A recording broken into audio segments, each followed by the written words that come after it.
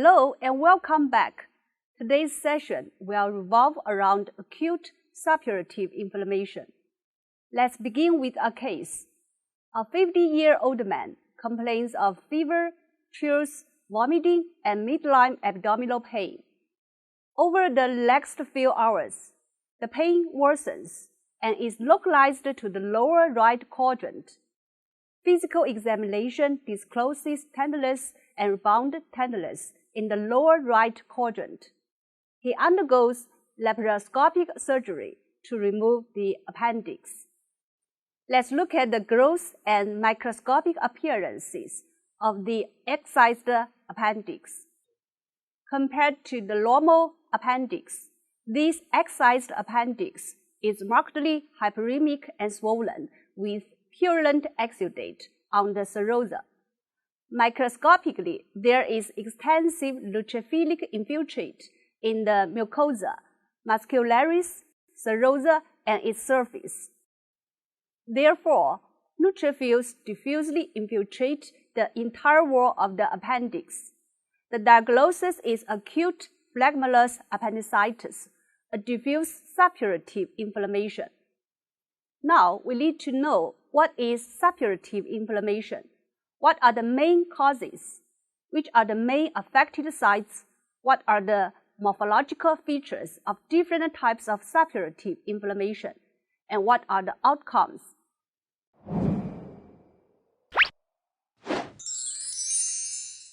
Suppurative inflammation is characterized by massive neutrophilic exudation, accompanied by tissue necrosis, leading to the formation of pus. The injured tissue may develop proteolytic liquefaction. Suppurative inflammation is usually caused by primary infection with pyrogenic bacteria, such as Staphylococci, Streptococci, and Listeria meningitidis. It can also result from secondary infections of necrotic tissue. Pus, namely purulent exudate, consists of neutrophils, necrotic tissue debris, bacteria, and edema fluid. It is yellowish. Most of the neutrophils in the pus have become necrotic and lost their phagocytic abilities. Staphylococci produce thick pus, while Streptococci produce thin, watery pus. Suppurative inflammation is mainly classified as abscess, phlegmolous inflammation, and surface suppurative and empyema. First, I'll introduce abscess. Abscess is a localized suppurative inflammation characterized by a collection of pus with liquefactive necrosis, forming a cavity full of pus. Here is a typical microscopic picture of an abscess. The original tissue structure of the abscess focus has been destroyed and replaced by liquefactive necrosis with massive neutrophilic infiltrate. In the surrounding hyperemic zone of the abscess, there are vascular dilation and fibroblast proliferation, indicating an attempted repair. Staphylococcus aureus is the principal pathogen. Abscesses are commonly formed in internal organs and skin. How is an abscess focus formed? Staphylococcus aureus releases toxins to destroy tissues. At the same time, neutrophils are extensively recruited to the site of infection to clear bacteria. After phagocytosis and killing bacteria, neutrophils would undergo necrosis. Proteolytic enzymes released from the necrotic neutrophils can liquefy damaged tissue, leading to liquefactive necrosis. Finally, neutrophils and liquefactive necrotic tissue debris form a cavity full of pus. Staphylococcus aureus releases coagulase, which can convert fibrinogen to fibrin, preventing the bacteria from spreading, and so localizing the lesion. These two pictures show abscesses in the lung and cerebellum. Grossly, these abscesses are localized, well demarcated with a dark red hyperemic marginal zone. Two abscesses have been drained, leaving the empty cavities seen here. Look at these micrographs of a hepatic abscess.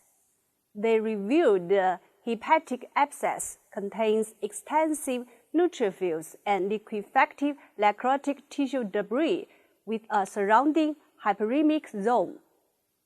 Furuncle and carbuncle are skin abscesses. Furuncle is caused by staphylococcal infection of the hair follicle, sebaceous gland, and their surrounding tissue, opening onto the skin at one point. Carbuncle is clusters of furuncles collected subcutaneously, causing deeper separation. Carbuncle would open onto the skin at multiple points. What are the outcomes of abscesses? If the abscess is small, pus may be completely absorbed, and normally tissue structure is restored. If the abscess is large, it should be drained surgically, and then repair will be by granulation tissue, leading to scarring. If an abscess ruptures, this will lead to an ulcer, silus, or fistula. An ulcer is a local defect after loss of necrotic tissue in the skin or mucosa. Silus is an abnormal tract leading from a focus of deep abscess to a cutaneous or mucosal surface. Therefore, it is a blind-ended tract with one opening. Fistula is an abnormal tract collecting two organs or leading from one organ to the body surface, and so it has two openings. In this picture, there are two parietal abscesses. After rupture, this abscess opens onto the surface of skin, forming a silus, via which pus can flow from the abscess to the skin surface. The other abscess opens into the rectum and onto the skin surface, forming a fistula through which pus can flow into the rectum and onto the skin surface at the same time.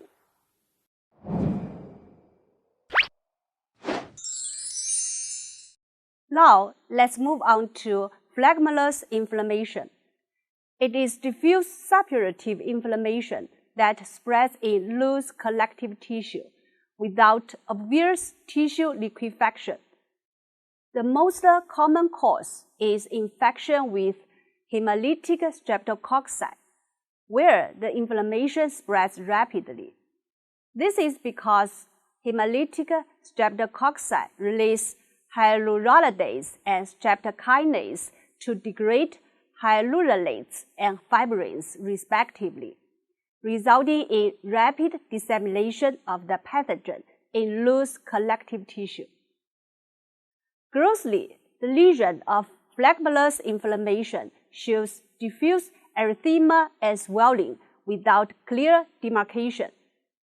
Microscopically, neutrophils diffusely infiltrate the loose collective tissue. Phlegmolous inflammation usually occurs in the skin, muscle, and appendix, such as skin erysipelas and acute phlegmolous appendicitis. We have discussed acute phlegmolous appendicitis at the beginning of this session.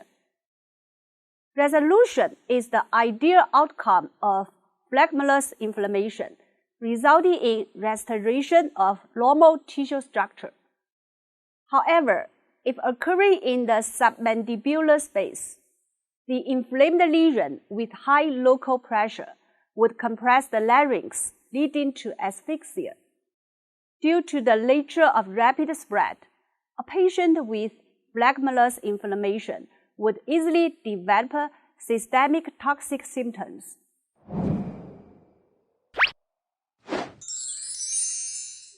Next, we'll go through surface separation and empyema.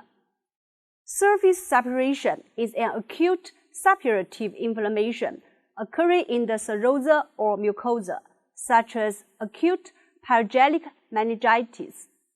Morphologically, neutrophilic exudate is mainly present at the surface, while the deep tissue has low obvious neutrophilic infiltrate and other inflammatory reactions. Empyema is a collection of pus in a hollow viscous or a serous cavity, such as in the gallbladder and the pleural cavity. Let's look at a case. A 4-year-old boy was admitted to the hospital because of jaundice. He had fever, sore throat, and vomiting for 2 days. Physical examination revealed decreased culture state with signs of meningeal irritation.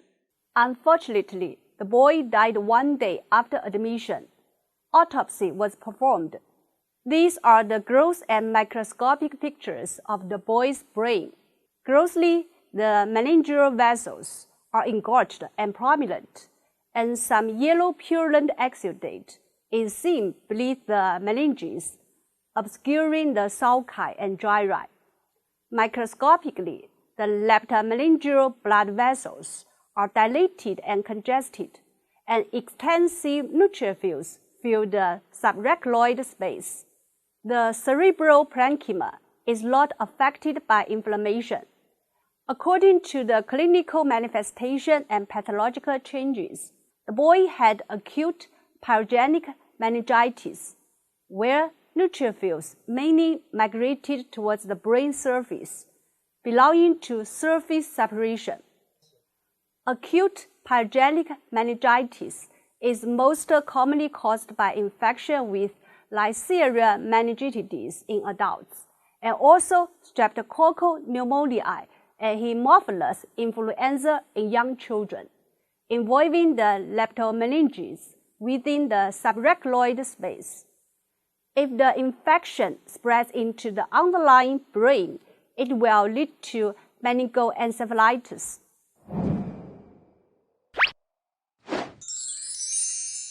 Finally, let me make a summary. Acute suppurative inflammation is usually caused by pyrogenic bacteria, characterized by neutrophilic exudation and pus formation. It is mainly categorized as abscess, phlegmonous inflammation, surface suppuration, and empyema. Abscess is localized suppurative inflammation. Phlegmonous inflammation is diffuse suppurative inflammation. Surface suppuration is suppurative inflammation of serosa or mucosa, and empyema is a collection of pus in a hollow viscous or body cavity. Next time, we'll talk about chronic inflammation. That's it for today's session. Here are the references and acknowledgement. See you next time.